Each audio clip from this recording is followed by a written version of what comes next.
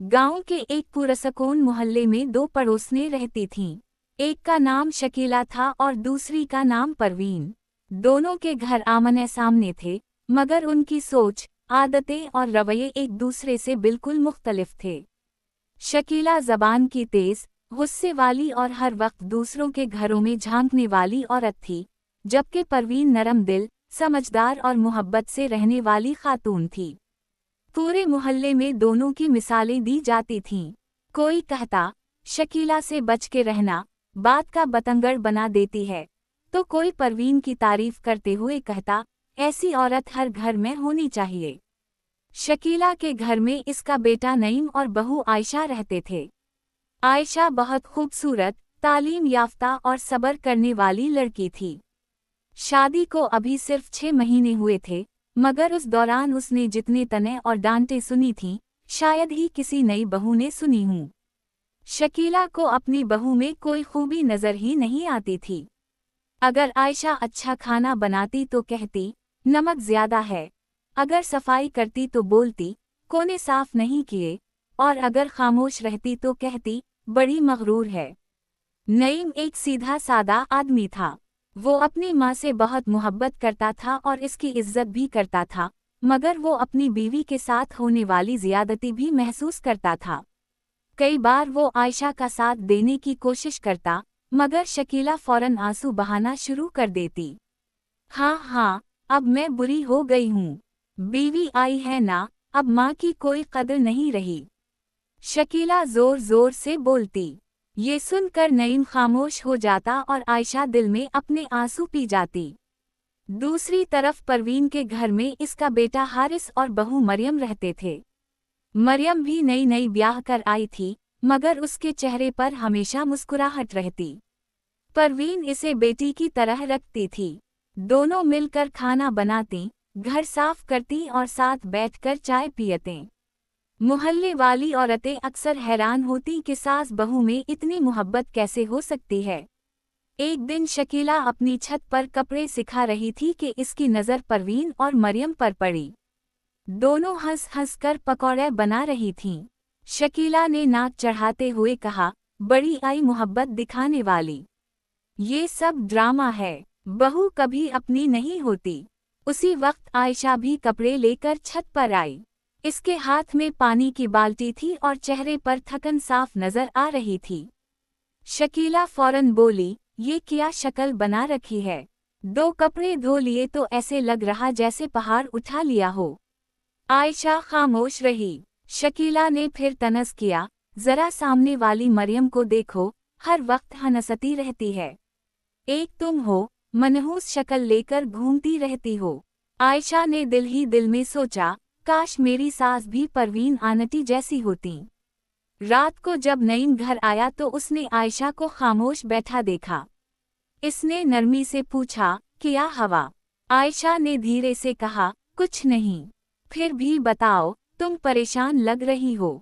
आयशा की आंखों में आंसू आ गए। मैं कोशिश तो बहुत करती हूँ, मगर अम्मी जी को कभी खुश नहीं कर पाती। नईम कुछ देर खामोश रहा, फिर बोला, अम्मी का दिल ऐसा ही है, तुम बुरा मत माना करो। आयशा हल्का सा मुस्कुरा दी, मगर उसके दिल का दर्द कम ना हुआ। अगली सुबह मोहल्ले में खबर फैली कि परवीन की तबीयत खराब हो गई है। मरियम फौरन उसे डॉक्टर के पास ले गई। शकीला भी सिर्फ दिखावे के लिए उनके घर पहुंची। क्या हवा बहन? शकीला ने पूछा। मरियम ने फिक्रमंद लहजे में कहा, बस बुखार और कमजोरी है। डॉक्टर ने आराम का कहा है। परवीन ने मुस्कुरा कर कहा, कुछ नहीं, 2 दिन में ठीक हो जाऊंगी। शकीला ने फौरन तंजिया अंदाज में कहा, हाँ, बहू इतनी खिदमत करेगी तो ठीक तो होना ही है। मरियम ने बात नज़रअंदाज कर दी। अगले 2 दिन मरियम ने अपनी सास की बहुत खिदमत की। वक्त पर दवाई, खाना, हत्ता कि रात भर जागकर तीमारदारी भी की। पूरा मोहल्ला इसकी तारीफ कर रहा था। एक शाम शकीला अपने घर बैठी थी कि अचानक इसके सर में शदीद दर्द शुरू हो गया। वो लड़खड़ा कर जमीन पर बैठ गई। आयशा, इसने जोर से आवाज दी। आयशा दौड़ती हुई आई। जी अम्मी जी, मेरे सर में बहुत दर्द हो रहा है। आयशा फौरन पानी और दवाई ले आई। इसने शकीला के सर पर ठंडी पिटी रखी और आहिस्ता आहिस्ता दबाती रही। कुछ देर बाद शकीला को सुकून महसूस हुआ। उसने पहली बार गौर से अपनी बहू को देखा। आयशा के चेहरे पर खुलूस था, नाराजी नहीं। शकीला के दिल में एक लम्हे के लिए नरमी आई, मगर फिर इसने खुद को सख्त बना लिया। ठीक है, अब जाओ। आयशा खामोशी से चली गई। उसी रात परवीन शकीला से मिलने आई। इसने कहा, कैसी तबीयत है अब? शकीला ने जवाब दिया, अब ठीक हूँ।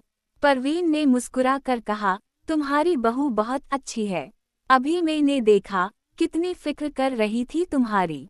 शकीला ने फौरन कहा, हाँ नहा, ये सब दिखावा है। आजकल की बहुएं दिल से किसी की नहीं होती।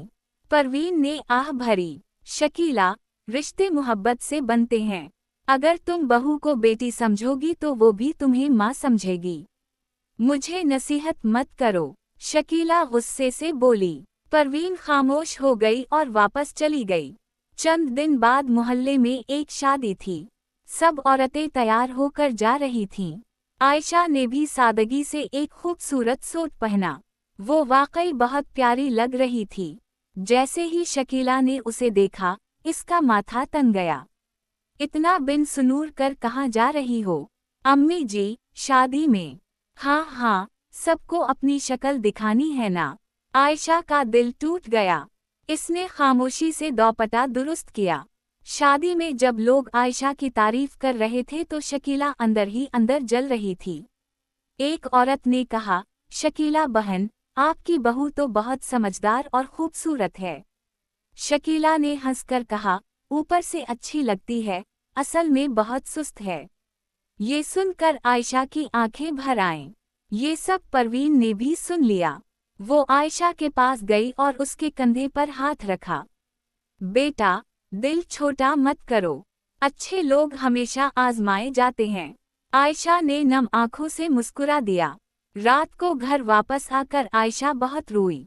नईम ने उसे तसल्ली दी, मगर वो बोली, मैंने कभी अम्मी जी का दिल नहीं दिखाया, फिर वो मुझसे इतनी नफरत क्यों करती हैं?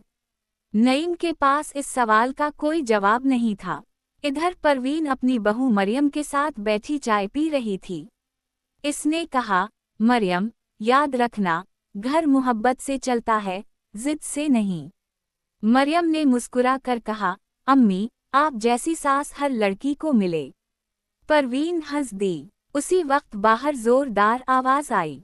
मोहल्ले वाले भागते हुए निकले। पता चला कि शकीला सीढ़ियों से फिसल कर गिर गई थी। आयशा घबराकर इसके पास पहुंची। अम्मी जी, शकीला दर्द से कराह रही थी। नईम फौरन उसे अस्पताल ले गया। डॉक्टर ने बताया कि टांग में फ्रैक्चर है और कुछ हफ्ते आराम करना पड़ेगा। अब घर के सारे काम आयशा पर आ गए। सुबह से रात तक वो सास की खिदमत भी करती, खाना भी बनाती, सफाई भी करती और दवाइयाँ भी देती।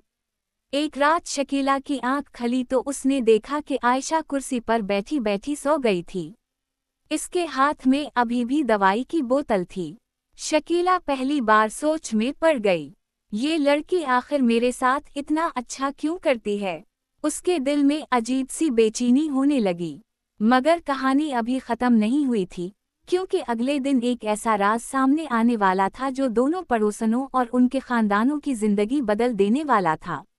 अगली सुबह शकीला की तबीयत कुछ बेहतर थी। आयशा हसबे मामूल जल्दी उठ गई, नाश्ता बनाया, दवाइयाँ तैयार की और फिर सास के कमरे में आ गई। शकीला खामोशी से उसे देखती रही। पहली बार उसके दिल में अजीब सा एहसास पैदा हो रहा था। वो सोच रही थी कि जिस लड़की को वो हमेशा बुरा समझती रही, वही आज इसकी सबसे ज्यादा खिदमत कर रही है। उसी दौरान दरवाजे पर दस्तक हुई। परवीन अंदर आई। इसके हाथ में सूप का बर्तन था। ये शकीला के लिए बनाया है, गरम गरम पी लेना, परवीन ने मुस्कुरा कर कहा। आयशा ने बर्तन ले लिया। शुक्रिया आंटी जी। परवीन शकीला के पास बैठी और बोली, अब कैसी तबीयत है? बस ठीक है, शकीला ने धीरे से जवाब दिया। परवीन ने मुस्कुराते हुए कहा, तुम्हारी बहू ने तो वाकई बेटी होने का हक अदा कर दिया। रात को भी कई बार मैंने उसके कमरे की लाइट जलती देखी। शकीला खामोश हो गई। इसके पास कहने को कुछ नहीं था। उसी वक्त बाहर से दो औरतों की आवाजें आईं। वो मोहल्ले की औरतें थीं जो बातें कर रही थीं। पता है, शकीला की बहू कितनी अच्छी है। कोई और होती तो इतने तने सुनकर कब की जवाब दे देती। दूसरी बोली, हाँ, असल में कसूर बहू का नहीं, शकीला का है। वो खुद कभी किसी से अच्छे तरीके से बात नहीं करती। ये अल्फाज शकीला ने साफ सुन लिए। पहली बार उसे एहसास हुआ कि लोग इसके बारे में क्या सोचते हैं। परवीन ने नरमी से कहा, शकीला, कभी कभी इंसान दूसरों को गलत समझते समझते खुद गलत बन जाता है। शकीला की नजरें झुक गईं। इस रात वो देर तक जागती रही। इसे एक एक बात याद आने लगी। आयशा की खामोशी, इसका सब्र, उसकी खिदमत और अपनी सख्त बातें। अचानक इसकी आंखों में आंसू आ गए। अगली सुबह आयशा हसबे मामूल चाय लेकर आई। जैसे ही वो वापस जाने लगी, शकीला ने पहली बार नरमी से आवाज दी, आयशा। आयशा चौंक गई। जी अम्मी जी। शकीला कुछ लम्हे खामोश रही, फिर धीरे से बोली, इधर बैठो। आयशा आहिस्ता से बिस्तर के करीब बैठ गई। शकीला की आवाज भारी हो गई, मैंने तुम्हारे साथ बहुत गलत किया ना? आयशा हैरान रह गई। इसने फौरन कहा, नहीं अम्मी जी, ऐसी बात नहीं। नहीं, मुझे बोलने दो। शकीला की आंखों से आंसू निकल आए। मैंने हर वक्त तुम्हें तने दिए, तुम्हारी बेइज्जती की, मगर तुमने कभी बदला नहीं लिया। क्यों? आयशा की आंखें भी नम हो गईं। क्योंकि आप मेरी माँ जैसी हैं। अगर माँ दानित दे तो औलाद रिश्ता नहीं तोड़ती। ये सुनकर शकीला फूट फूट कर रोने लगी। उसी वक्त नईम भी कमरे में आ गया। इसने अपनी माँ को रोते देखा तो परेशान हो गया। अम्मी, क्या हवा? शकीला ने रोते हुए आयशा का हाथ पकड़ लिया। बेटा, मैंने तुम दोनों के साथ बहुत ज्यादती की, मुझे मुआफ कर दो। नईम की आंखें भी भर आईं। आयशा ने फौरन सास को गले लगा लिया। कई महीनों बाद इस घर में पहली बार सुकून महसूस हो रहा था। कुछ दिनों में शकीला की तबीयत काफी बेहतर हो गई। अब उसके रवैये में भी वाज़ेह फर्क आ चुका था। वो आयशा को आवाज देकर साथ बिठाती, इसकी तारीफ करती और कभी कभार हंस भी देती। एक दिन मोहल्ले की औरतें जुमा थीं।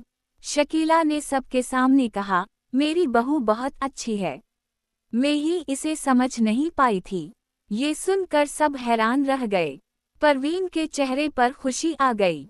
बाद में शकीला परवीन के घर गई। इसने धीरे से कहा, तुम ठीक कहती थीं, रिश्ते मोहब्बत से बनते हैं। परवीन मुस्कुरा दी। देर आए दुरुस्त आए।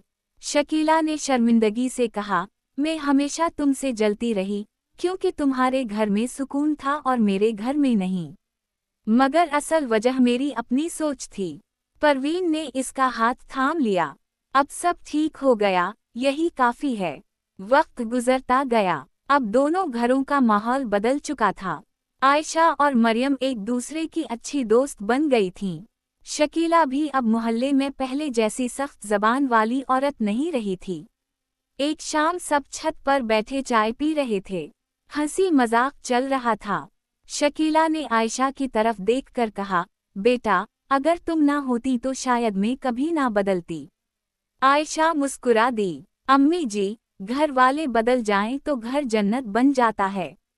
परवीन ने हंसते हुए कहा, और पड़ोसने अच्छी हूं तो जिंदगी आसान हो जाती है। सब हंस पड़े। ढलते सूरज की रोशनी दोनों घरों पर पड़ रही थी। वही दो पड़ोसने, जो कभी एक दूसरे से हसद और तलखी रखती थीं, आज एक खानदान की तरह बैठी थीं। शकीला ने दिल ही दिल में सोचा, बहू वाकई बेटी बन सकती है, अगर सास उसे मोहब्बत दे। और उसी एहसास के साथ उनके घर की कहानी हमेशा के लिए बदल गई।